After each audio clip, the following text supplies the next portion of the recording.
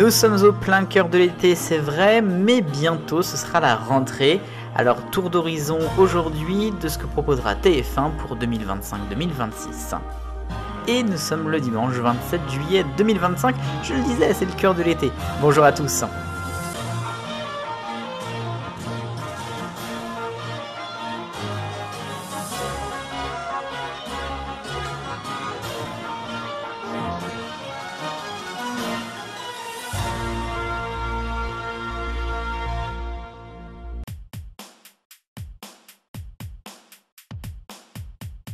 La rentrée donc à la une ce dimanche du TV 168, je le disais, on est au cœur de l'été, mais dans un mois maintenant, on sera à l'aube de la saison 2025-2026.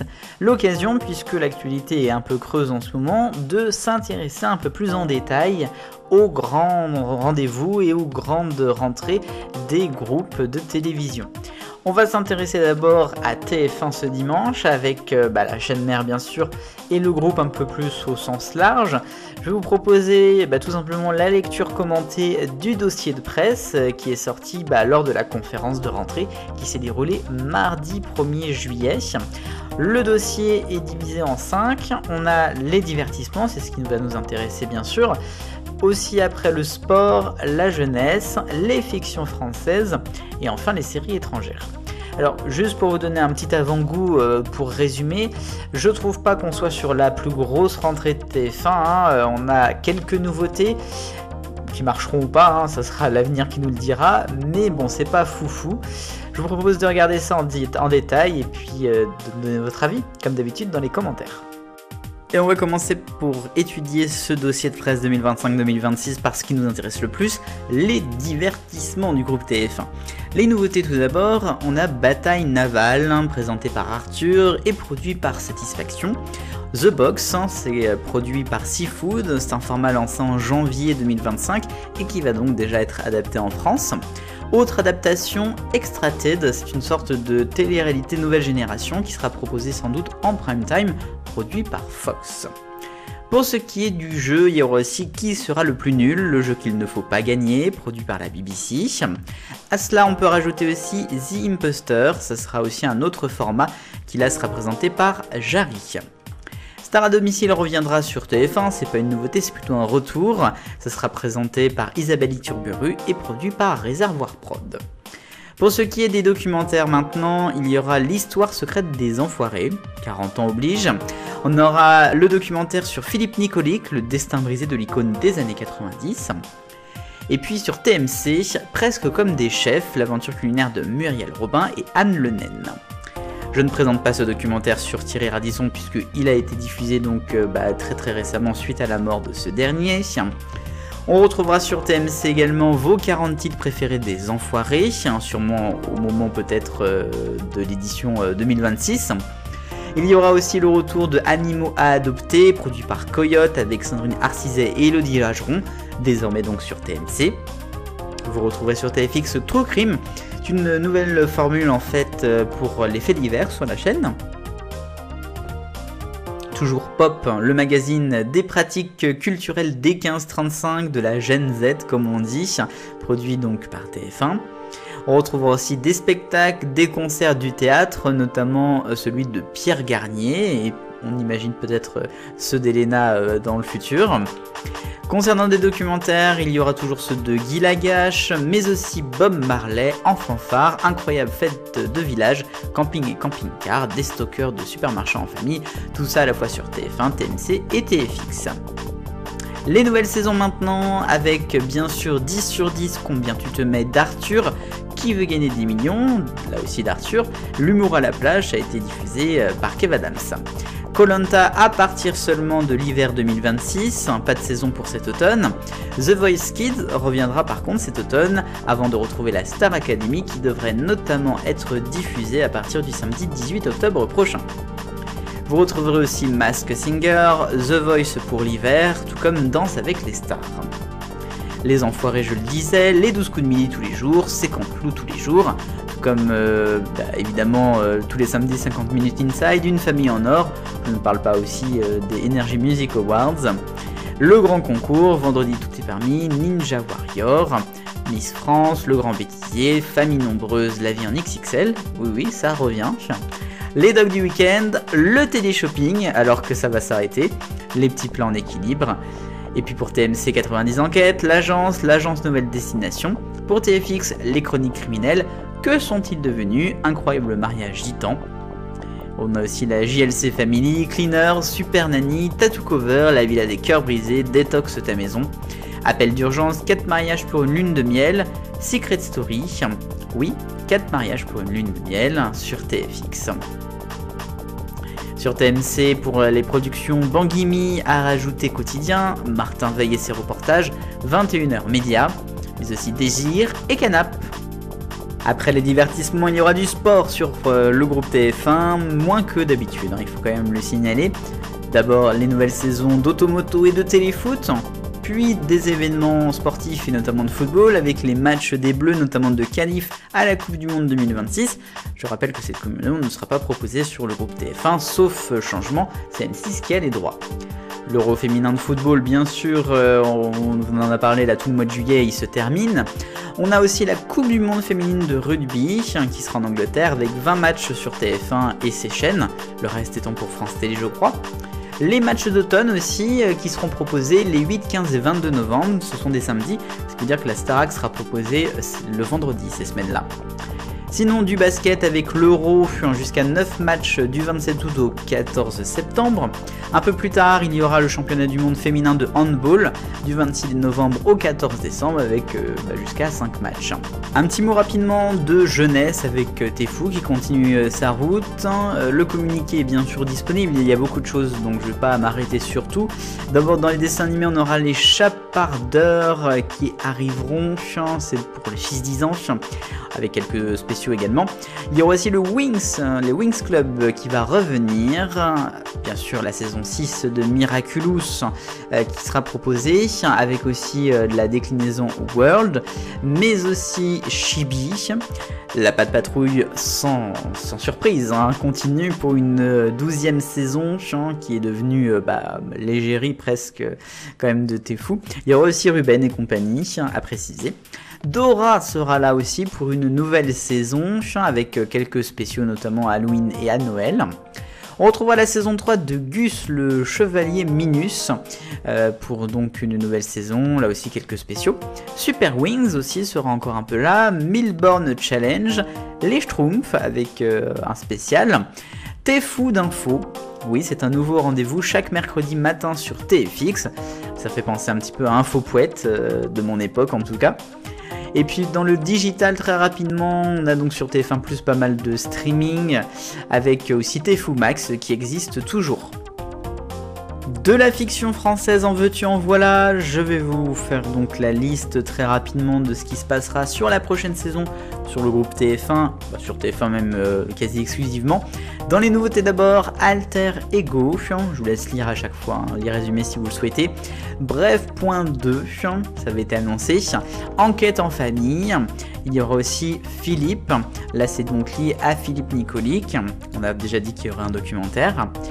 Ghost, fantôme en héritage, vous retrouverez Grandiose, Intraçable, La Belle et le Boulanger, Le Diplôme, Le Noël de Monsieur Hubert, ça évidemment c'est sûrement pour les fêtes, L'été 36, Maison de retraite la série, là c'est une série en 6 épisodes qui fera, j'en suis sûr, l'objet de nombreux prime time. On retrouvera Marilyn Incognito également pour 6 épisodes, Menace imminente, Montmartre, là c'est une série en 8 épisodes. Oradour ne m'oublie pas, alors c'est un titre provisoire, c'est évidemment lié au drame d'Oradour sur Glane. Panique au grand magasin, Rien ne t'efface, Shyline et Cindy, Un crime presque parfait, Un Noël sans fin. Et puis pour les nouvelles saisons, à noter Camping Paradis, Carpe Diem, Cat Size, Erika, Flashback, HPI, Joseph, Joséphine Ange Gardien, oui, Joséphine Ange Gardien, il y aura encore quelques inédits, sûrement pour le 25 ou le 26 décembre, Le Daron, Le Nounou, Léo Mattei, Mademoiselle Holmes, Master Crime, Monsieur Parizeau, RIP et section de recherche. Et puis bien sûr les feuilletons quotidiens, Demain nous appartient, Ici tout commence, Plus belle la vie, encore plus belle, Tout pour la lumière, les mystères de l'amour, pour Tout pour la lumière, ça sent quand même moyen.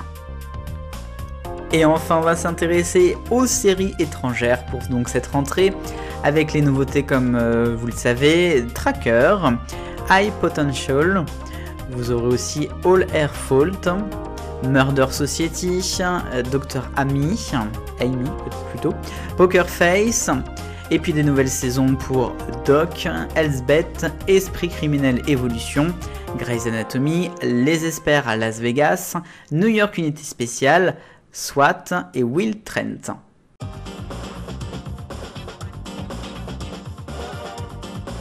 Et voici les questions. La semaine dernière, je vous demandais si vous trouviez que la mort de Thierry Ardisson avait été trop traitée à la télé et dans les médias en général. Vous avez répondu que oui, 69% d'entre vous, 31% ont dit non. La nouvelle question 168 de cette semaine, en lien donc avec notre grande une, la saison 2025-2026 du groupe TF1 donne-t-elle envie ?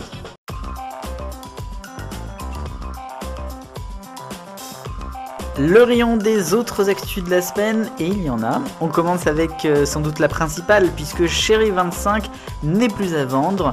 Le groupe Énergie a signé le protocole de cession de la chaîne à CMA CGM via la filiale CMA Media. RMC Life devrait donc être le nouveau nom de la chaîne prochainement. Il ne reste plus que l'approbation de l'Arcom qui devra intervenir dans quelques temps. Et ensuite, on aura donc le changement de propriétaire pour le canal 25. Parlons maintenant de Flavie Flament. Je vous avais annoncé qu'elle arriverait sur France 3 avec une nouvelle émission suite à son départ de Télématin après seulement un an.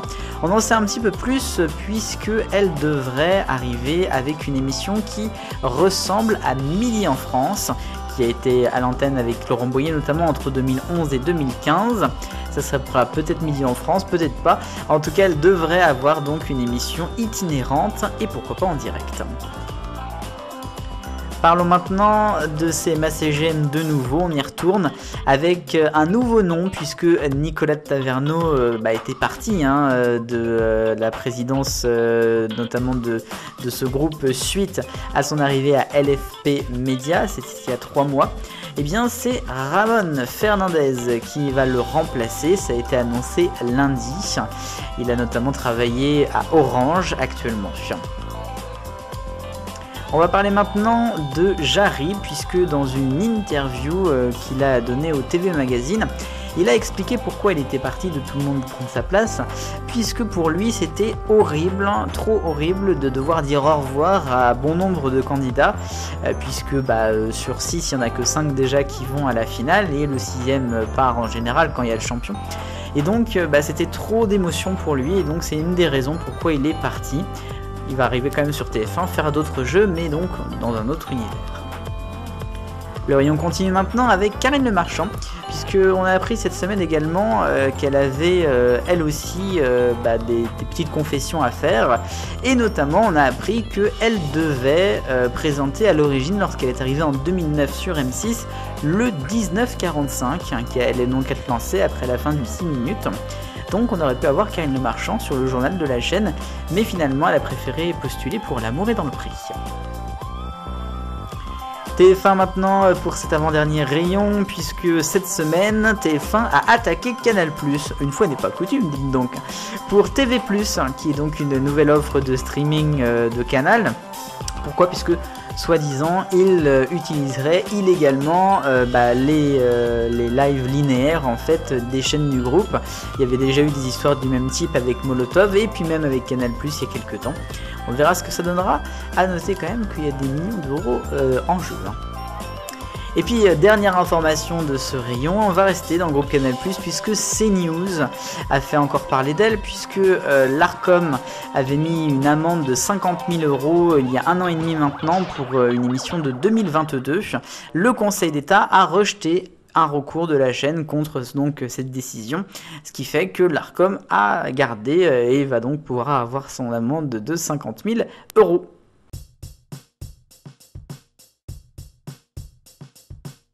Le focus pour parler d'Interville, qui s'est donc terminé cette semaine avec la victoire de Gap, 4 numéros qui, au final, n'ont pas été si mitigés que ça.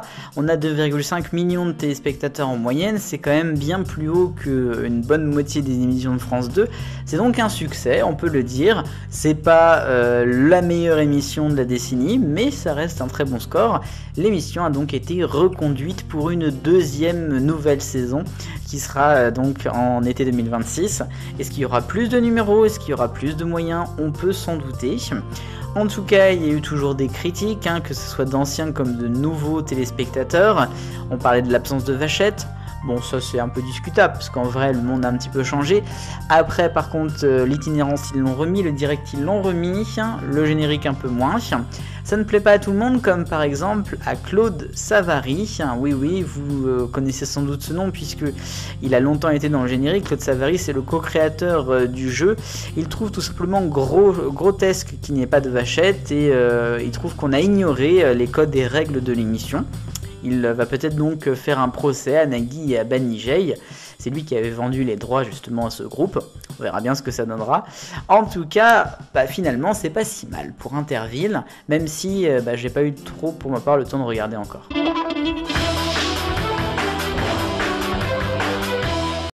Et c'est l'heure des points dans le TV 168. Je vais vous parler d'une séquence que vous avez peut-être vue sur LCI. C'était mardi dernier. Il y a eu Rachida Dati qui a été invitée. C'est la ministre de la Culture, bien sûr. Elle a répondu pendant quand même de longues minutes, une demi-heure aux questions donc, de journalistes de LCI. Ça a fait à peu près, je crois, 350 000 téléspectateurs. A noter qu'elle est revenue ensuite en plateau, alors qu'il y avait un débriefing, notamment avec l'éditorialiste Guillaume Roquette. Et elle a tout simplement répondu en direct à ce qu'on était en train de débriefer à l'antenne. Alors, je ne suis pas politique, donc je ne vais pas juger ce qui en était lieu comme sujet. Je ne vais pas non plus revenir en soi sur le fait qu'elle puisse répondre donc à un détracteur, si on peut appeler ça comme ça, mais je trouve ça incroyable qu'on l'ait laissé revenir en plateau, et finalement elle était pendant 3-4 minutes qu'elle est revenue, maître de l'antenne et du plateau. Bon, c'est une ministre certes, on ne peut pas l'interrompre comme n'importe qui, mais je trouve ça un petit peu dommage et peut-être presque un manque de maîtrise de l'antenne et des studios. À voir.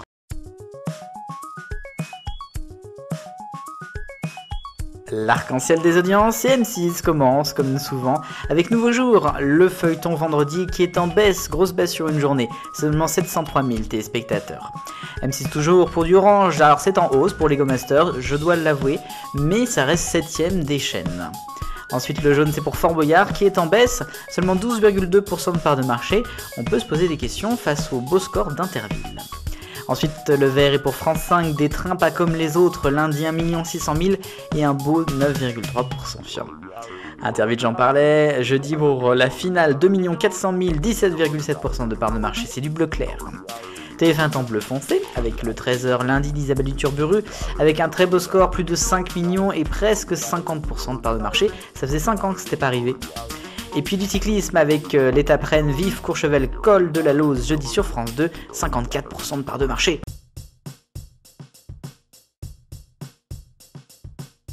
Et enfin, je vais vous parler de France Télévisions Publicité, France.tv Publicité pour être exact, qui a lancé une campagne cet été un petit peu différente, la chasse au trésor de la pub. Alors, vous connaissez le principe d'une chasse au trésor, il y a des indices à trouver, et puis ensuite il faut trouver donc le trésor. Le trésor, c'est un chèque cadeau voyage de 2500 € chaque semaine qui est utilisable sur les hôtels d'Accor, le groupe Accor. Et puis donc c'est tout sur un séjour à peu près de 4 jours. Et comment on a ce chèque cadeau voyage? En regardant les pages de pub de France 2 et de France 3. Alors c'est très exact, c'est du lundi au samedi de 12h je crois 55 à 13h et de 19h44 à 19h56. Il y a donc un indice, une sorte de code. Ensuite il faut appeler ou envoyer un SMS pour donner ça et donc pouvoir être tiré au sort. Et bien voilà, après le trésor de la pub, c'est la fin du trésor du TV 168. Merci de m'avoir suivi, j'espère que ce numéro complet vous a plu, on essaiera de revenir sur les autres rentrées prochainement. En attendant, je vous souhaite de passer une bonne semaine, un bel été, vive le bonheur, on est tous des millions de copains, salut!